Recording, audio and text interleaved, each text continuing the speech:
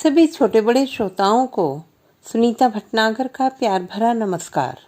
Audio stories के हमारे channel कहानी जगत में आप सभी का स्वागत है। हिंदी कहानियों की श्रृंखला में आइए आज सुनते हैं प्रेमचंद जी द्वारा रचित कहानी कामना तरु। राजा इंद्रनाथ का देहांत हो जाने के बाद कुंवर राजनाथ को शत्रुओं ने चारों ओर से ऐसा दबाया कि उन्हें अपने प्राण लेकर एक पुराने सेवक की शरण में जाना पड़ा, जो एक छोटे से गांव का जागीरदार था। कुंवर स्वभाव से ही शांति प्रिय, रसिक, हंस खेल कर समय काटने वाले युवक थे। रण क्षेत्र की अपेक्षा कवित्व के क्षेत्र में अपना चमत्कार दिखाना उन्हें अधिक प्रिय था। रसिक जनों के साथ किसी वृक्ष के नीचे बैठे हुए काव्य चर्चा करने में उन्हें जो आनंद मिलता था, वह शिकार या राज दरबार में नहीं। इस पर्वतमालाओं से घिरे हुए गांव में आकर उन्हें जिस शांति और आनंद का अनुभव हुआ, उसके बदले में वह ऐसे कई राज्य का त्याग कर सकते थे। यह पर्वतमालाओं की मनोहर छटा, यह नेत्रारंजक हरियाली, यह जल प्रवाह की मधुर वीणा, यह पक्षियों की मीठी बोलियां, यह मृग शावकों की छलांगें, बछड़ों की कुलेलें, ग्रामवासियों की बालोचित सरलता, यह रमणियों की संकोचमय चपलता, ये सभी बातें उनके लिए नई थीं। पर इन सभी से बढ़कर जो वस्तु उनको आकर्षित करती थी, वह जागीरदार की युवती कन्या चंदा थी। चंदा घर का सारा काम काज स्वयं ही करती थी। उसको माता की गोद में खेलना नसीब ही न हुआ था। पिता की सेवा में ही रत रहती थी। उसका विवाह इसी साल होने वाला था कि इसी बीच में कुंवर जी ने आकर उसके जीवन में नवीन भावनाओं और आशाओं को अंकुरित कर दिया। उसने अपने पति का जो चित्र मन में खींच रखा था, वही मानो रूप धारण करके उसके सम्मुख आ गया था। कुंवर की आदर्श रमणी भी चंदा ही के रूप में अवतरित हो गई। लेकिन कुंवर समझते थे, ऐसे मेरे भाग्य कहाँ। चंदा भी समझती थी, कहाँ यह और कहाँ मैं। दोपहर का समय था और जेठ का महीना। खपरेल का घर भट्टी की भांति तपने लगा था। खस की टट्टियों और तहखानों में रहने वाले राजकुमार का चित्त गर्मी से इतना बेचैन हुआ कि वह बाहर निकल आए और सामने के बाग में जाकर एक घने वृक्ष की छांव में बैठ गए। सहसा उन्होंने देखा, चंदा नदी से जल की गागर लिए चली आ रही है। नीचे जलती हुई रेत थी, ऊपर जलता हुआ सूर्य लू से देह झुलसी जाती थी। कदाचित इस समय प्यास से तड़पते हुए आदमी की भी नदी तक जाने की हिम्मत न पड़ती। चंदा क्यों पानी लाने गई थी? घर में पानी भरा हुआ है, फिर इस समय वह क्यों पानी लेने निकली? कुंवर दौड़कर उसके पास पहुंचे और उसके हाथ से गागर छीन लेने की चेष्टा करते हुए बोले, मुझे दे दो और भागकर छांव में चली जाओ। इस समय पानी का क्या काम था? चंदा ने गागर न छोड़ी, सिर से खिसका हुआ आंचल संभाल कर बोली, तुम इस समय कैसे आ गए? शायद मारे गर्मी के अंदर न रह सके। कुंवर, मुझे दे दो, नहीं तो मैं छीन लूंगा। चंदा ने मुस्कुराकर कहा, राजकुमारों को गागर लेकर चलना शोभा नहीं देता। कुंवर ने गागर का मुंह पकड़कर कहा, इस अपराध का बहुत दंड सह चुका हूँ। चंदा, अब तो अपने को राजकुमार कहने से भी लज्जा आती है मुझे। चंदा, देखो धूप में खुद हैरान होते हो और मुझे भी हैरान करते हो। गागर छोड़ दो, सच कहती हूँ, पूजा का जल है। कुंवर, क्या मेरे ले जाने से पूजा का जल अपवित्र हो जाएगा? चंदा, अच्छा भाई, नहीं मानते तो तुम ही ले चलो। हाँ नहीं तो। कुंवर गागर लेकर आगे आगे चले, चंदा पीछे हुली। बगीचे में पहुंचे तो चंदा एक छोटे से पौधे के पास रुककर बोली, इसी देवता की पूजा करनी है, गागर रख दो। कुंवर ने आश्चर्य से पूछा, यहाँ कौन देवता है चंदा? मुझे तो नजर नहीं आता। चंदा ने पौधों को सींचते हुए कहा, यही तो मेरा देवता है। पानी पीकर पौधों की मुरझाई हुई पत्तियां हरी हो गई, मानो उनकी आंखें खुल गई हों। कुंवर ने पूछा, यह पौधा क्या तुमने लगाया है चंदा? चंदा ने पौधों को एक सीधी लकड़ी से बांधते हुए कहा, हाँ, उसी दिन तो जब तुम यहाँ आए थे। यहाँ पहले मेरी गुड़ियों का घरौंदा था। मैंने गुड़ियों पर छाह करने के लिए अमोला लगा दिया था, फिर मुझे इसकी याद ही नहीं आई। घर के काम धंधों में भूल गई। जिस दिन तुम यहाँ आए, मुझे न जाने क्यों इस पौधे की याद आ गई। मैंने आकर देखा तो वह सूख गया था। मैंने तुरंत पानी लाकर इसे सींचा तो कुछ कुछ ताजा होने लगा। तब से इसे सींचती हूँ, देखो कितना हरा भरा हो गया है। यह कहते कहते उसने सिर उठाकर कुंवर की ओर ताकते हुए कहा, और सब काम भूल जाऊं, पर इस पौधे को पानी देना नहीं भूलती। तुम ही इसके प्राणदाता हो, तुम ही ने आकर इसे जिला दिया, नहीं तो बेचारा सूख गया होता। यह तुम्हारे शुभागमन का स्मृति चिन्ह है। जरा देखो इसे, मालूम होता है हंस रहा है। मुझे तो जान पड़ता है कि यह मुझसे बोलता है। सच कहती हूँ, कभी ये रोता है, कभी हंसता है, कभी रूठता है। आज तुम्हारा लाया हुआ पानी पीकर यह फूला नहीं समाता, एक एक पत्ता तुम्हें धन्यवाद दे रहा है। कुंवर को ऐसा जान पड़ा मानो वह पौधा कोई नन्हा सा क्रीड़ाशील बालक है। जैसे चुंबन से प्रसन्न होकर बालक गोद में चढ़ने के लिए दोनों हाथ फैला देता है, उसी भांति यह पौधा भी हाथ फैलाए जान पड़ा। उसके एक एक अणु में चंदा का प्रेम झलक रहा था। चंदा के घर में खेती के सभी औजार थे। कुंवर एक फावड़ा उठा लाए और पौधे का एक थाला बनाकर चारों ओर ऊंची मेड़ उठा दी। फिर खुरपी लेकर अंदर की मिट्टी को गौंद दिया। पौधा और भी लहलहा उठा। चंदा बोली, कुछ सुनते हो? क्या कह रहा है? कुंवर ने मुस्कुराकर कहा, हाँ, कहता है अम्मा की गोद में बैठूंगा। चंदा, नहीं, कह रहा है इतना प्रेम करके फिर भूल न जाना। मगर कुंवर को अभी राजपुत्र होने का दंड भोगना बाकी था। शत्रुओं को न जाने कैसे उनकी टोह मिल गई। इधर तो हित चिंतकों के आग्रह से विवश होकर बूढ़ा कुबेर सिंह चंदा और कुंवर के विवाह की तैयारियां कर रहा था, उधर शत्रुओं का एक दल सिर पर आ पहुंचा। कुंवर ने उस पौधे के आसपास फूल पत्ती लगाकर एक फुलवाड़ी सी बना दी थी। पौधों को सींचना अब उनका काम था। प्रातःकाल वह कंधों पर कांवर रखे नदी से पानी ला रहे थे कि 10-12 आदमियों ने उन्हें रास्ते में घेर लिया। कुबेर सिंह तलवार लेकर दौड़ा, लेकिन शत्रुओं ने उसे मार गिराया। अकेला अस्त्रहीन कुंवर क्या करता?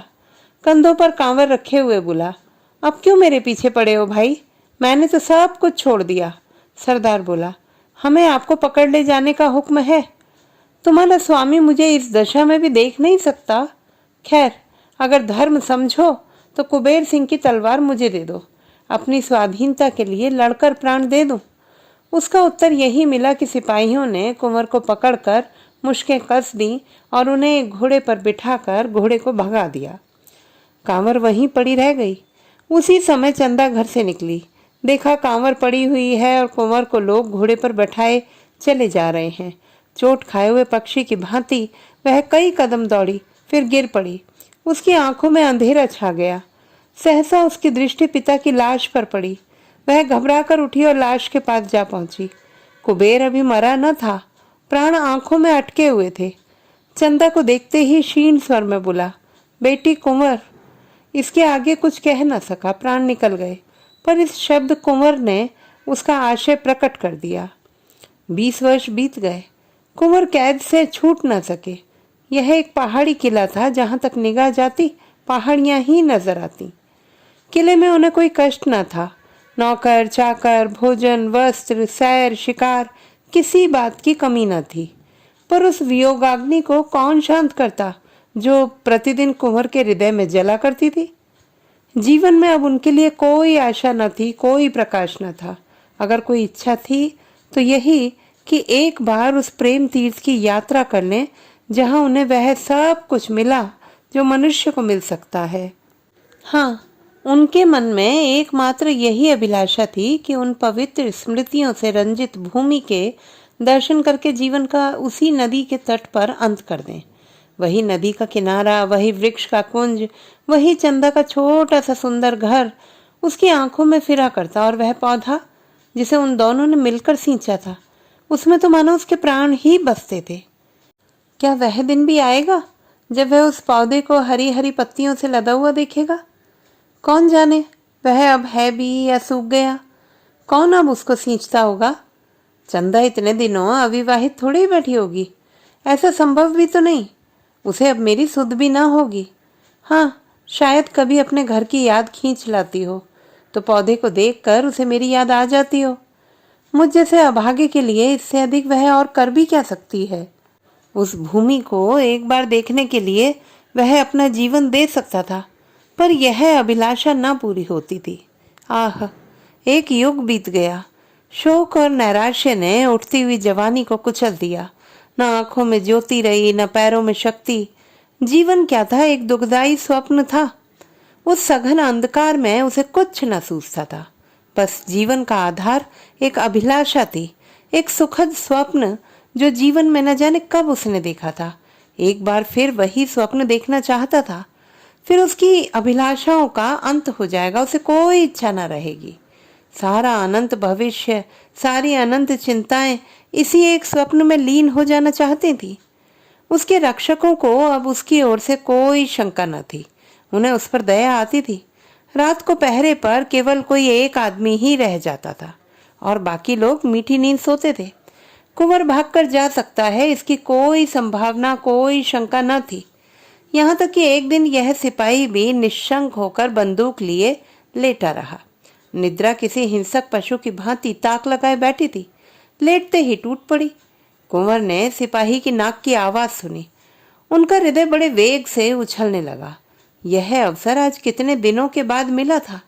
वह उठे, मगर पांव थर थर कांप रहे थे। बरामदे के नीचे उतरने का साहस न हो सका। कहीं इसकी नींद खुल गई तो? हिंसा उनकी सहायता कर सकती थी। सिपाही की बगल में उसकी तलवार पड़ी थी, पर प्रेम का हिंसा से बैर है। कुंवर ने सिपाही को जगा दिया। वह चौंक कर उठ बैठा।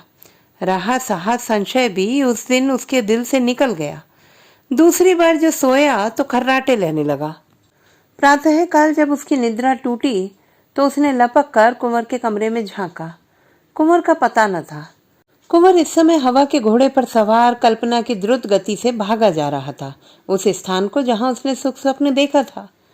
किले में चारों ओर तलाश हुई। नायक ने सवार दौड़ाए, पर कहीं पता न चला। पहाड़ी रास्तों का काटना कठिन था। उस पर अज्ञातवास की कैद, मृत्यु के दूत पीछे लगे हुए, जिनसे कि बचना मुश्किल था। कुंवर को कामना तीर्थ पहुंचने में महीनों लग गए। जब यात्रा पूरी हुई तो कुंवर में एक कामना के सिवा और कुछ शेष न था। दिन भर की कठिन यात्रा के बाद जब वह उस स्थान पर पहुंचे तो संध्या हो गई थी। वहां बस्ती का नाम भी न था। 2-4 टूटे फूटे झोंपड़े उस बस्ती के चिन्ह स्वरूप शेष रह गए थे। वह झोंपड़ा जिसमें कभी प्रेम का प्रकाश फैलता था, जिसके नीचे उन्होंने जीवन के सुखमय दिन काटे थे, जो उनकी कामनाओं का आगार और उपासना का मंदिर था, अब उनकी अभिलाषाओं की भांति ही भग्न हो गया था। झोंपड़े की भग्नावस्था मूक भाषा में अपनी करुण कथा सुना रही थी। कुंवर उसे देखते ही चंदा चंदा पुकारते हुए दौड़े। उन्होंने उस रज को माथे पर मला, मानो किसी देवता की विभूति हो, और उसकी टूटी हुई दीवारों से चिमट कर बड़ी देर तक रोते रहे। हाय रे अभिलाषा, वह रोने के लिए ही तो इतनी दूर तक आए थे। रोने की अभिलाषा इतने दिनों से उन्हें विकल कर रही थी, पर इस रुदन में कितना स्वर्गीय आनंद था। क्या समस्त संसार का सुख इन आंसुओं की तुलना कर सकता था? तब वह झोंपड़े से निकले। सामने मैदान में एक वृक्ष हरे हरे नवीन पल्लवों को गोद में लिए हुए मानो उनके स्वागत हेतु तत्पर खड़ा था। यह वह पौधा है जिसे आज से 20 वर्ष पहले दोनों ने आरोपित किया था। कुंवर उन्मत्ता की भांति दौड़े और जाकर उस वृक्ष से लिपट गए, मानो कोई पिता अपने मातृहीन पुत्र को छाती से लगाए हुए हो। यह उसी प्रेम की निशानी है, उसी अक्षय प्रेम की, जो इतने दिनों के बाद आज इतना विशाल हो गया है। कुंवर का हृदय ऐसा हो उठा मानो इस वृक्ष को अपने अंदर रख लेगा, जिसमें उसे हवा का झोंका भी न लगे। उसके एक एक पल्लव पर चंदा की स्मृति बैठी हुई थी। पक्षियों का इतना रम्य संगीत क्या कभी उन्होंने सुना था? उनके हाथों में दम न था। सारी देह भूख, प्यास और थकान से शिथिल हो रही थी, पर वह उस वृक्ष पर चढ़ गए। इतनी फुर्ती से चढ़े कि बंदर भी न चढ़ता। सबसे ऊंची फुनगी पर बैठकर उन्होंने चारों ओर गर्वपूर्ण दृष्टि डाली। यही उनकी कामनाओं का स्वर्ग था। सारा दृश्य चंदामय हो रहा था। दूर की नीली पर्वत श्रेणियों पर चंदा बैठी गा रही थी।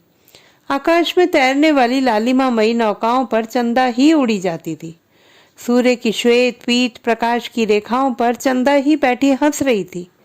कुंवर के मन में आया कि पक्षी होता तो इन्हीं डालियों पर बैठा हुआ जीवन के दिन पूरे करता। जब अंधेरा हो गया तो कुंवर नीचे उतरे और उसी वृक्ष के नीचे थोड़ी सी भूमि झाड़ कर पत्तियों की शैया बनाई और लेट गए। यही उनके जीवन का स्वर्ण स्वप्न था। आह, यही वैराग्य! अब वह इस वृक्ष की शरण छोड़कर कहीं न जाएंगे। दिल्ली के तख्त के लिए भी वह इस आश्रम को न छोड़ेंगे। उसी स्निग्ध अमल चांदनी में सहसा एक पक्षी आकर उस वृक्ष पर बैठा और दर्द में डूबे हुए स्वरों में गाने लगा। ऐसा जान पड़ा मानो वह वृक्ष सिर धुन रहा है। वह नीरव रात्रि उस वेदनामयी संगीत से हिल उठी। कुंवर का हृदय इस तरह ऐंठने लगा मानो वह फट जाएगा। स्वर में करुणा और वियोग के तीर से भरे हुए थे।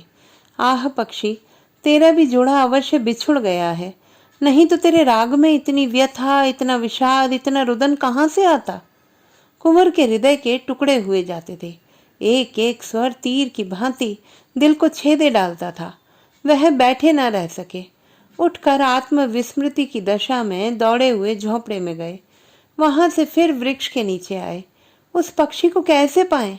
कहीं दिखाई नहीं देता। पक्षी का गाना बंद हुआ तो कुंवर को नींद आ गई। उन्हें स्वप्न में ऐसा जान पड़ा कि वही पक्षी उनके समीप आया है। कुंवर ने ध्यान से देखा तो वह पक्षी न था, चंदा थी। हाँ, प्रत्यक्ष चंदा थी। कुंवर ने पूछा, चंदा, यह पक्षी यहाँ कहाँ? चंदा ने कहा, मैं ही तो वह पक्षी हूँ। कुंवर, तुम पक्षी हो? क्या तुम ही गा रही थी? हाँ प्रियतम, मैं ही गा रही थी। इसी तरह रोते रोते एक युग बीत गया।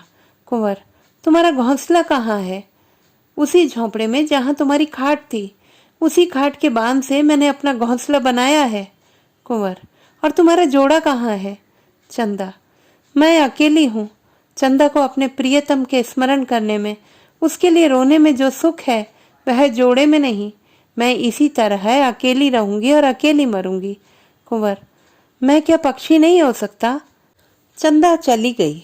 कुंवर की नींद खुल गई। उषा की लालिमा आकाश पर छाई हुई थी और वह चिड़िया कुंवर की शैया के समीप एक डाल पर बैठी चहक रही थी। अब उस संगीत में करुणा न थी, विलाप न था, उसमें आनंद था, चापल्य था, सारल्य था। वह वियोग का करुण क्रंदन नहीं, मिलन का मधुर संगीत था। कुंवर सोचने लगे, स्वप्न का क्या रहस्य है। कुंवर ने शैया से उठते ही एक झाड़ू बनाई और झोंपड़े को साफ करने लगे। उनके जीते जी इसकी यह भग्न दशा नहीं रह सकती। वह इसकी दीवार उठाएंगे, इस पर छप्पर डालेंगे, इसे लीपेंगे। इसमें उनकी चंदा की स्मृति वास करती है। झोंपड़े के एक कोने में वह कांवर रखी हुई थी जिस पर पानी ला लाकर वह इस वृक्ष को सींचते थे। उन्होंने कांवर उठा ली और पानी लाने चले। 2 दिन से कुछ भोजन न किया था। रात को भूख लगी हुई थी, पर इस समय भोजन की बिल्कुल इच्छा न थी। देह में एक अद्भुत स्फूर्ति का अनुभव होता था। उन्होंने नदी से पानी ला लाकर मिट्टी भिगोना शुरू किया। दौड़े जाते थे और दौड़े दौड़े आते थे। इतनी शक्ति उनमें कभी न थी। एक ही दिन में इतनी दीवार उठ गई जितनी 4 मजदूर भी ना उठा सकते थे। और कितनी सीधी चिकनी दीवार थी कि कारीगर भी देखकर लज्जित हो जाता। प्रेम की शक्ति अपार है। संध्या हो गई। चिड़ियों ने बसेरा बना लिया। वृक्षों ने भी आंखें बंद की, मगर कुंवर को आराम कहाँ। तारों के मलिन प्रकाश में मिट्टी के रद्दे रखे जा रहे थे। हाय रे कामना, क्या तू इस बेचारे के प्राण ही लेकर छोड़ेगी? वृक्ष पर पक्षी का मधुर स्वर सुनाई दिया। कुंवर के हाथ से घड़ा छूट पड़ा। हाथ और पैरों में मिट्टी लपेटकर वह वृक्ष के नीचे जाकर बैठ गए। उस स्वर में कितना लालित्य था, कितना उल्लास, कितनी ज्योति। मानव संगीत इसके सामने बेसुरा आलाप था।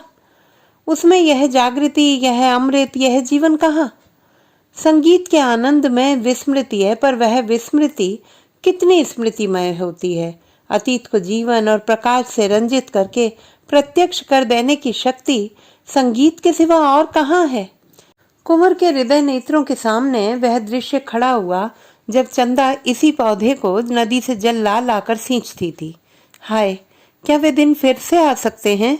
सहसा एक बटोही आकर खड़ा हो गया और कुंवर को देखकर वह प्रश्न करने लगा जो साधारणतः 2 अपरिचित प्राणियों में हुआ करते हैं। कौन हो? कहाँ से आते हो? कहाँ जाओगे? पहले वह भी इसी गांव में रहता था, पर जब गांव उजड़ गया तो समीप के एक दूसरे गांव में जा बसा था। अब भी उसके खेत यहाँ थे। रात को जंगली पशु से अपने खेतों की रक्षा करने के लिए वह आकर सोता था। कुंवर ने पूछा, तुम्हें मालूम है इस गांव में एक कुबेर सिंह ठाकुर रहा करते थे? किसान ने बड़ी उत्सुकता से पूछा। हाँ हाँ भाई, जानता क्यों नहीं, बेचारे यहीं तो मारे गए। तुमसे भी क्या जान पहचान थी? कुंवर, हाँ, उन दिनों कभी कभी आया करता था। मैं भी राजा की सेवा में नौकर था, उनके घर में और कोई न था। किसान, अरे भाई कुछ न पूछो, बड़ी करुण कथा है उनकी। उनकी स्त्री तो पहले ही मर चुकी थी, केवल एक लड़की बची रही थी। आह, कैसी सुशीला, कैसी सुघड़ लड़की थी। उसे देखकर आंखों में ज्योति आ जाती थी, बिल्कुल स्वर्ग की देवी जान पड़ती थी। जब कुबेर सिंह जीता था तभी कुंवर राजनाथ यहाँ भागकर आए थे और उसके यहाँ रहे थे। उस लड़की की कुंवर से बातचीत हो गई थी। जब कुंवर को शत्रुओं ने पकड़ लिया तो चंदा घर में अकेली रह गई। गांव वालों ने बहुत चाहा कि उसका विवाह हो जाए। उसके लिए वरों का टोटा ना था भाई। ऐसा कौन था जो उसे पाकर अपने को धन्य न मानता? पर वह किसी से विवाह करने पर राजी ना हुई। यह पेड़ जो तुम देख रहे हो ना, तब छोटा सा पौधा था। इसके आसपास फूलों की कई और क्यारियां थीं। इन्हीं को गोड़ने, निराने, सींचने में उसका दिन कट जाता था। बस यही कहती थी कि हमारे कुंवर आते होंगे। कुंवर की आंखों से आंसुओं की वर्षा होने लगी। मुसाफिर ने जरा दम लेकर कहा, दिन दिन घुलती जाती थी। तुम्हें विश्वास ना आएगा भाई, उसने 10 साल इसी तरह आशा में काट दिए। इतनी दुर्बल हो गई थी कि पहचानी न जाती थी, पर अब भी उसे कुंवर साहब के आने की आशा थी। आखिर एक दिन इसी वृक्ष के नीचे उसकी लाश मिली थी। ऐसा प्रेम कौन करेगा भाई? कुंवर न जाने मरे कि जिए, कभी उन्हें इस विरहिणी की याद भी आती है कि नहीं, पर इसने तो प्रेम को ऐसा निभाया कि क्या कहें। कुंवर को ऐसा जान पड़ा मानो हृदय फटा जा रहा है। वह कलेजा थाम कर बैठ गए। मुसाफिर के हाथ में एक सुलगता हुआ उपला था। उसने चिलम भरी और 2-4 दम लगाकर बोला। उसके मरने के बाद यह घर गिर गया। गांव पहले ही उजाड़ था, अब तो और भी सुनसान हो गया। 2-4 आदमी यहाँ आ बैठते थे, अब तो चिड़िया का पूत भी यहाँ नहीं आता। उसके मरने के कई महीने के बाद यही चिड़िया इस पेड़ पर बोलती हुई सुनाई दी। तब से बराबर इसे यहाँ बोलते सुनता हूँ। रात को सभी चिड़ियाँ सो जाती हैं, पर यह रात भर बोलती रहती है। इसका जोड़ा कभी नहीं दिखाई दिया, बस फुट्टेल है। दिन भर उसी झोंपड़े में रहती है, रात को इस पेड़ पर आकर बैठती है। मगर इस समय इसके गाने में कुछ और ही बात है, नहीं तो सुनकर रोना आता है। ऐसा जान पड़ता है मानो कोई कलेजे को मसोस रहा है। मैं तो कभी कभी पड़े पड़े रो दिया करता हूँ। सब लोग कहते हैं कि यह वही चंदा है जो अब भी कुंवर के वियोग में विलाप कर रही है। मुझे भी ऐसा ही जान पड़ता है। आज न जाने क्यों इतनी मगन है। किसान तंबाकू पीकर सो गया। कुंवर कुछ देर तक खोए हुए से खड़े रहे, फिर धीरे से बोले, चंदा, क्या सचमुच तुम ही हो? मेरे पास क्यों नहीं आती? एक क्षण में चिड़िया आकर उनके हाथ पर बैठ गई। चंद्रमा के प्रकाश में कुंवर ने चिड़िया को देखा। ऐसा जान पड़ा मानो उनकी आंखें खुल गई हों, मानो आंखों के सामने से कोई आवरण हट गया हो।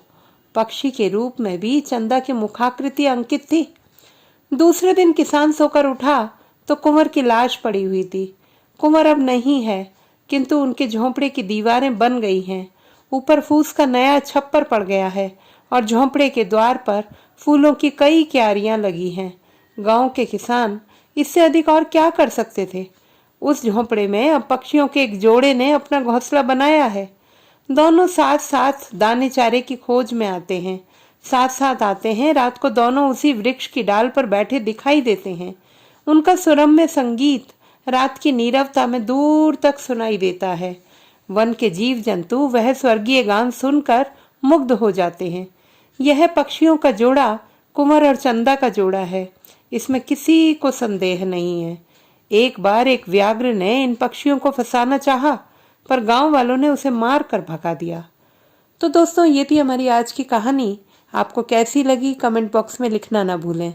चैनल को सब्सक्राइब करें, लाइक करें और मित्रों के साथ शेयर करें।